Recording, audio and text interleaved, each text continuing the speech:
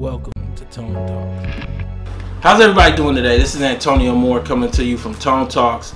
I've been following the news along with everybody else this Saturday about what's going on in Charlottesville, Virginia. I wanted to come to you today to have a discussion that goes beyond the sensational way that the news is reporting it, whereby they're just looking at the violence and really look at why the violence is happening and the historical context for why the violence is happening. So, you know, you look at the news and you see these white nationalists marching in protest of the taking down of a statue of General Lee, who was a general in the Union Army during the Civil War, and you wonder, like, why? What does that mean? What's going on? And I kind of wanted to come to you and kind of explain everything that I see. You know, you look at these images of white people going against white people, and you start to see this dynamic of so much of the conundrum of what race left behind. You know, we think of this thing like slavery was just one of many struggles in America, when actually it's indelible that it was the institution that grounded this country. It's undeniable that this was the story of America for hundreds of years, during all of the formation years. And so, you know, the governor, as a result of the amount of violence in Charlottesville this morning, had to actually declare a state of emergency. The police were called in. And what's interesting is to look at why this violence happened in a specific level and then in a more general level. Specifically, back in April, there was a decision to remove a General Lee statue from a park and rename that park as a result of some of the sensitivity movements that we've seen across the country to somehow kind of recognize that slavery was wrong without apologizing for it. So what you deal with is this reality that when you went and tried to act out that erasure, white America stood up with a fervor. The very base of people that supported Trump and led to Trump taking the presidency are the very people that are marching today in mass and saying, no, this is our country and this is the history of it. Whether you want it to change or not, we want the monument up, and leave it up or we'll fight you for it. And so, you know, General Lee as a figure is a very interesting person in and of himself, because he was kind of repainted as this neutral figure in terms of slavery, all while he fought for the Union, all while his family owned slaves. I mean, they have a quote from him writing to his wife where he says, "Slavery as an institution is a moral and political evil in any country." So he says this while his family owned slaves. And Frederick Douglass actually went as far as to say that they had repainted General Lee in this positive light, when actually he wasn't a great person.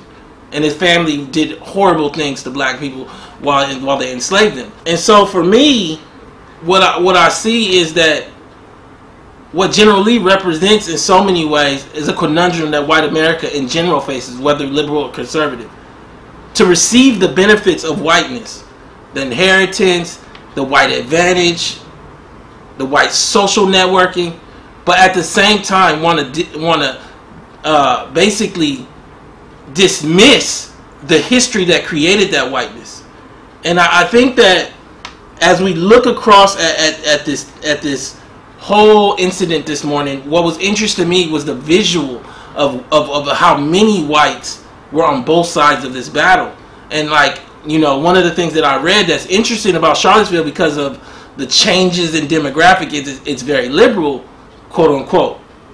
And, like, you know, to think of Virginia, or, you know, Virginia's home of slavery and tobacco, as now liberal is an insane thing to me in some ways, because when you look at some of the more recent stories, because much of this was about University of Virginia, which is located in Charlottesville, Virginia, and University of Virginia, I'm pulling up an article just recently, acknowledged that it has a heavy slave history. And I think for a lot of us, what we don't want to deal with is the gravity of what slavery was as an institution in this country. It was not just one of the many multicultural disadvantages. It was the story of why this country had advantage. It is why this country was able to become a global power. To create cotton, tobacco without labor costs made this country a powerful engine And I think for a lot of us, we don't know enough about slavery because we never asked. And we were never taught it correctly. We were taught that slavery was a Southern institution.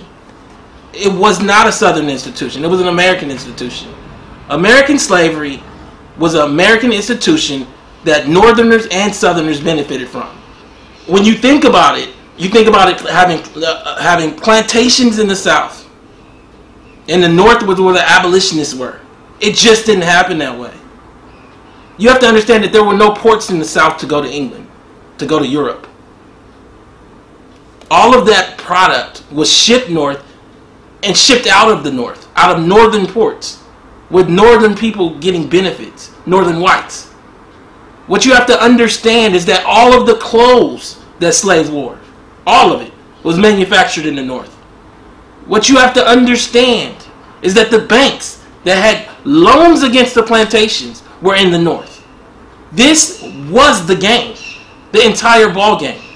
And I think for a lot of us, what we try to do is relegate slavery not only to the past, which is borderline ignorant, which is insane in many ways, but we also try to relegate slavery into a corner of American history when it was and is American history, entirely almost. 400 years that date 100 years before the Revolutionary War. The first slave that came to Virginia was in 1619. That's 100 years before the Revolution. Think about it.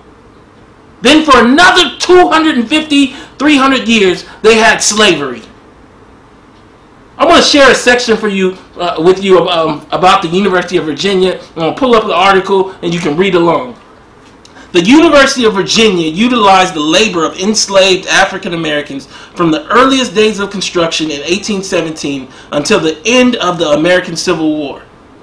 Most of the university's first enslaved laborers were rented from local landowners and worked alongside whites and free blacks in performing all the tasks associated with building what the school founders Thomas Jefferson called the Academical Village. In March of 1825, the first students arrived, and African Americans transitioned to working in the pavilions, hotels, and rotunda, maintaining classrooms, laboratories, and the library, ringing the bell, and serving daily needs of students and faculty. While faculty were allowed to bring personal slaves on grounds, as the university campus was called, students were not. A reflection, perhaps, of Jefferson's view that slavery raised the young in habits of tyranny. Slaves graded the terrace lawn, dug the dirt for the bricks. The gardens with their idyllic little paths, white benches, and shady nooks were once slave work yards, tilled by laborers raising vegetables and fruits for the kitchen. The basement below some of the historic student rooms on the lawn were slave quarters. A slave cemetery, now restored and dedicated, had been forgotten under piles of mulch and maintenance equipment. Buried under maintenance equipment. You have to understand that them changing the name, because that's what University of Virginia was offering, to change the name of one of the buildings. No, give me my school. There's families that should get free education at that school. There's families that should own a piece of that school. There's families that should own a piece of this country. And I think for a lot of us, we don't understand what we're watching when we saw those protests this morning. We're not just watching people that are mad about a monument. We're watching people that are mad about a movement that's saying that Black Lives Matter. A movement that eventually will demand an apology for slavery. A movement that leads to lawsuits. Lawsuits like the one we saw from Byron Allen, but on a national level for African Americans. This is coming. The reality is, like, what side of the fence are you going to be on? Are you going to be on the side of the fence that's in the past while you can't pay for your kids to go to school? Or are you going to be on the side of the fence that says, give me my stuff? I'm on the give me my stuff side. What you see is Donald Trump he came out with a tepid response today. Here's a guy that can be fiery when it comes to everything from Kim Jong-un to Hillary Clinton, but when it comes to white nationalists, he walks the line of saying just enough to get by.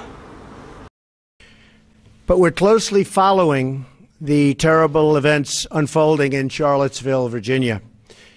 We condemn in the strongest possible terms this egregious display of hatred, bigotry, and violence on many sides. On many sides. It's been going on for a long time in our country. Not Donald Trump, not Barack Obama. This has been going on for a long, long time. He never condemns the white nationalists. He never apologizes for American slavery. He never does a lot of things. Because this is the game. To wish it all away while you try to get these same people to vote for you under the guise of holding African Americans and other groups down. The reality of where we're at right now is we're at a break point. And I think what you're seeing is there's a fight for our country. And I'm just telling you, you better be ready to get into this fight. I'm not talking about violence right now, but I'm definitely talking about awareness. Becoming aware of the reality of where your family came from, what your family lost in the whole reality of how this country was created, and how you can demand your due to make sure your children and your children's children have a chance going forward. This is Antonio Moore coming to you from Tone Talks.